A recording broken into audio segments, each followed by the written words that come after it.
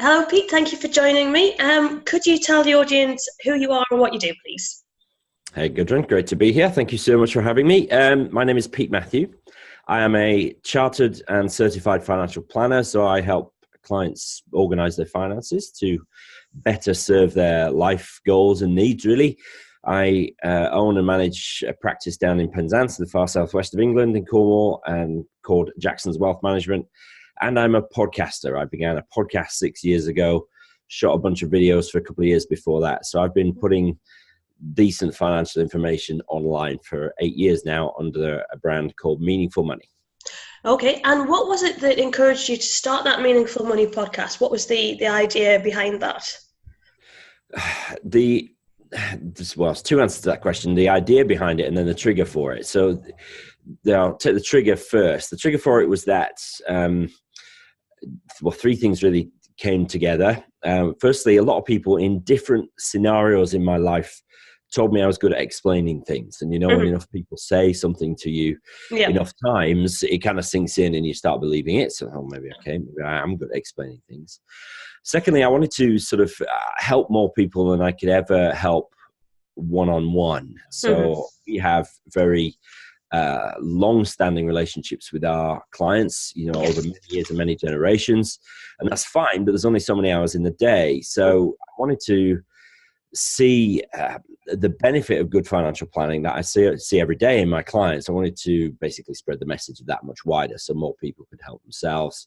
And then the third thing that happened was that I read a book called Crush It by Gary Vaynerchuk, which is really the premise of that book is that if your message is any good, if you're any good at delivering it, we now have the mechanism with the internet and social networks and stuff to get that message out. And if it's any good, people will show up and listen. So that was the sort of trigger, those three things coming together, really. But the reason why it's really important that people say I'm good at marketing. I haven't got a clue at marketing, really. I've got no marketing qualifications. Anything that I do know, I've learned by doing and by making mistakes and trying other stuff. But I am a persistent beggar. So, I like to sort of try something and stick at it. So the motivation was to help. It really was. It was just putting out decent financial information. We don't teach it in schools. We're not born understanding the difference between a pension and an ISA and when you should have one or the other or what kind of life insurance we need. So I wanted to teach that stuff. I suppose I was definitely teaching my DNA. My dad was a teacher. So I wanted to help folks.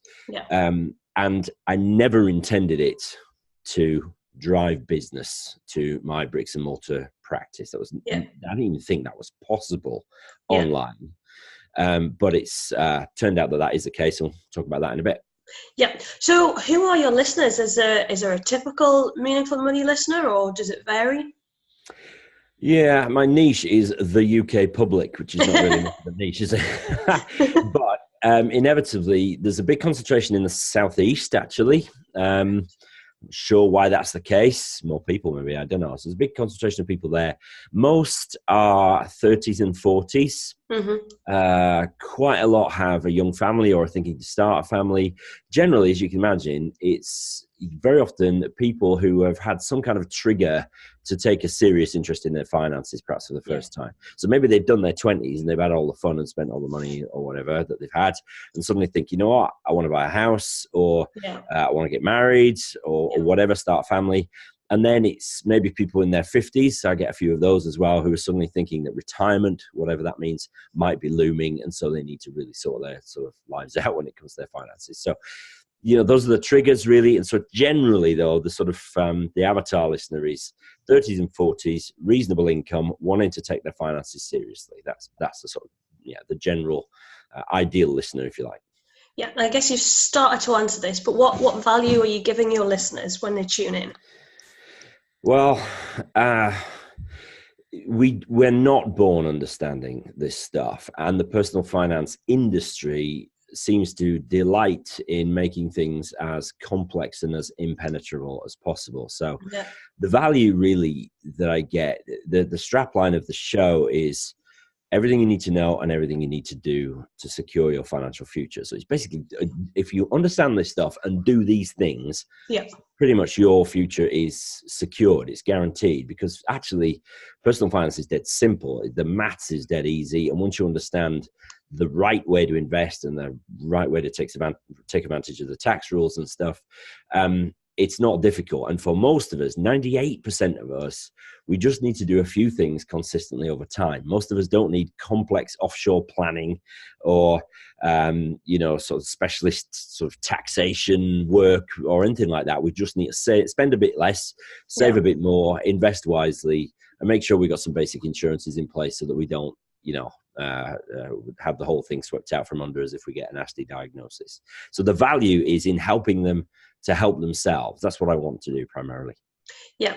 So the financial services industry, from what I've learned from listening to your podcast, it's highly regulated, isn't it? How do you get around that issue? 'Cause I know you often talk about you're not supposed to give advice. So how do you get around those issues to make sure that you're compliant, but you're still giving value to the listeners? Yeah, it's a good question. It's a fine line between information and advice. And really that line is recommending specific products. Mm-hmm. So, I can say, this is how an ISA works, and this is why it's a good idea for most of us.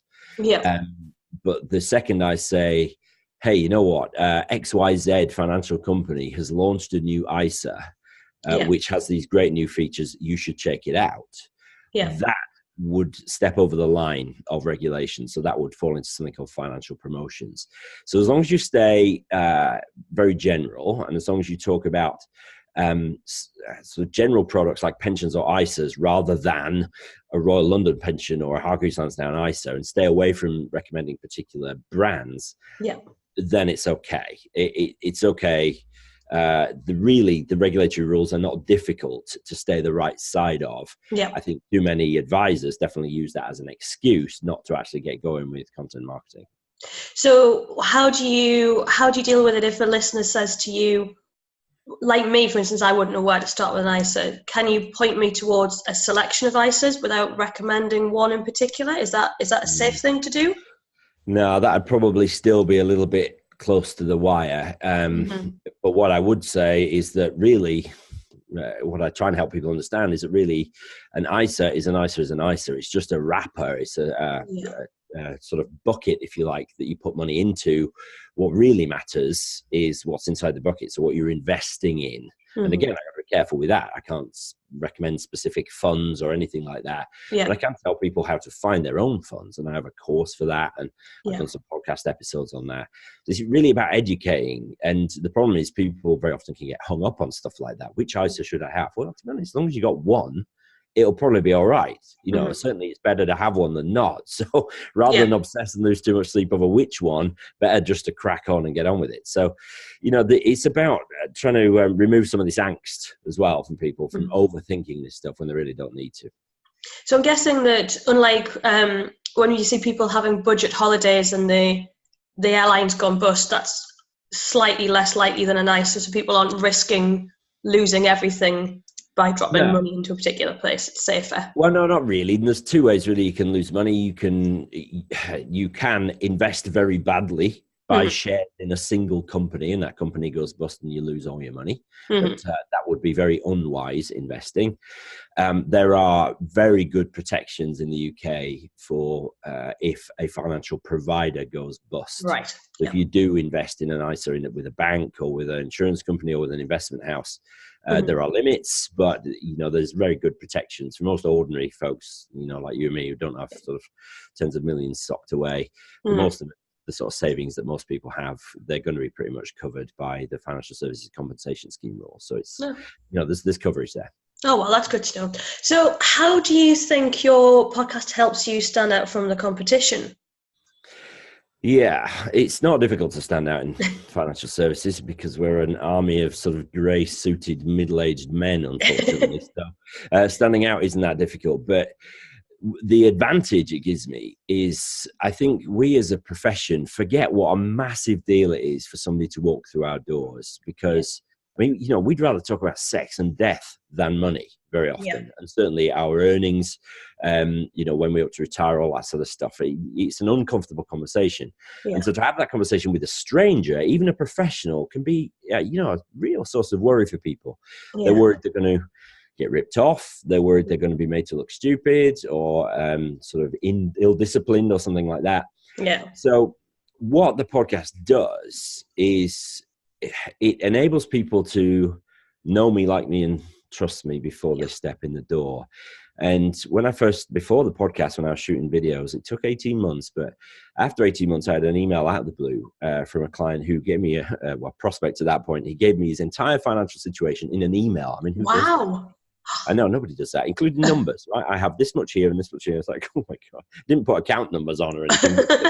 Right. So he gave me his entire thing. And he was a bit of an internet entrepreneur. So he was tech savvy and all that sort of stuff. And at the end of this great long email, he said, Pete, having watched several of your videos, we feel like we know you and can trust you. Will you work with us? Wow. And that was the first time I realized the power of putting yourself out online on video or on podcast or whatever. And now people all the time, when they get in touch, say, look, we feel like we know you already. We know how you work. We know you're a sort of straight talking guy. We know that you're not going to rip us off. Because if you were going to rip us off, nobody who was going to do that would do 6 years of weekly podcasts, right? You've got to really care about this stuff to do that. And so it's just, it's like a buy into the second round. People already know you and trust you when they walk in the door. And that's super powerful, particularly with finance, I think. So you said there that you've had that guy contact you after 18 months, and you've mentioned people walking through the door. Is that a benefit that you've seen to your other business? What other benefits have you seen from all of your stellar efforts online with video and podcasting? How has that helped Jackson's? It's sort of incalculable, really. There's certain things that are a little bit touchy-feely. So my profile within my profession has obviously massively increased because there's not many of us doing what I do, which has meant I've got to meet some of the guys at the forefront of the profession, have some influence with professional bodies and stuff like that. That's a sort of slightly touchy-feely, less tangible benefit. But now about 40% of our new client inquiries every year come from Meaningful Money. We have doubled our turnover and our profit in the last 5 years. And I would put 3/4 of that I would credit 3/4 of that increase to Meaningful Money. It's been transformational, really. So it's taken us from, £500,000 business to a well in excess of £1 million business in less than 5 years.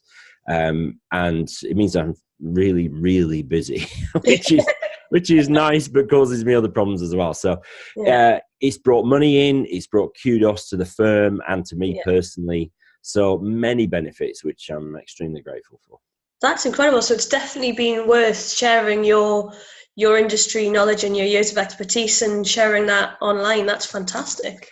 Yeah, the skeptic would say, well, why would you give all your knowledge away for free when people can pay you for it? And that's just one of the weird things about the internet. You give your best stuff away for free so that the vast majority of people can take that knowledge and do it themselves. I'm convinced that most people have no need to see a financial advisor until they come to retire, when it gets a bit complex and everybody can benefit at that point. But most people just need to find a good pension, find a good ISA, invest wisely, all that sort of stuff. And yet still, a lot of people, despite the fact that I put all the information out there, just want, they're busy. They just say, Pete, actually, how much would you charge for you to do all that for me?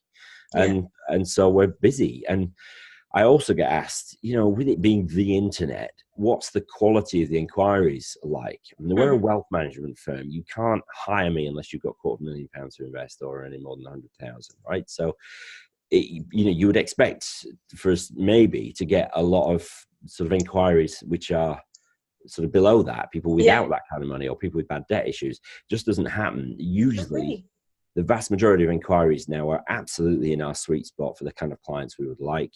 And I've had, multiple 7-figure investment inquiries from Meaningful Money and taken on some of those as clients. So we do very complex, detailed financial planning work here. And those are the people who tend to approach us. That's incredible. Having first tried to do it themselves. Can't, so it's amazing. That's the sort of biggest objection that I get is apart from the fact that how do you find the time, but other than that, it's like, well, what kind of inquiries do you get? And the answer is exactly the kind of inquiries that we want. I reckon I turn away maybe 1 in 10. Wow. And we're just trying to tool up to have enough people and enough resources here to be able to cope with all the inquiries.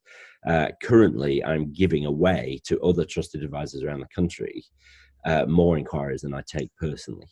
Wow. Which I need to fix, right? I need to definitely. So that's just a capacity issue. Oh, wow. Well, that's brilliant. Well, thank you very much for that. If people wanted to come and check your podcast out or see some of your videos or make an inquiry, where can they find you? Best place to go is meaningfulmoney.tv. You can find everything there, and there's a button at the top that says work with Pete. So if you do want to get in touch, very often I just point people in the right direction on email or a quick Zoom call or something, or phone call. But if you want to work with us professionally, then that work with Pete option will take you through to the Jackson's website. Right. Oh, brilliant. Well, thank you very much for your time, Pete. Thank you. No worries. Thanks for having me. Good to see you. Thanks. Bye.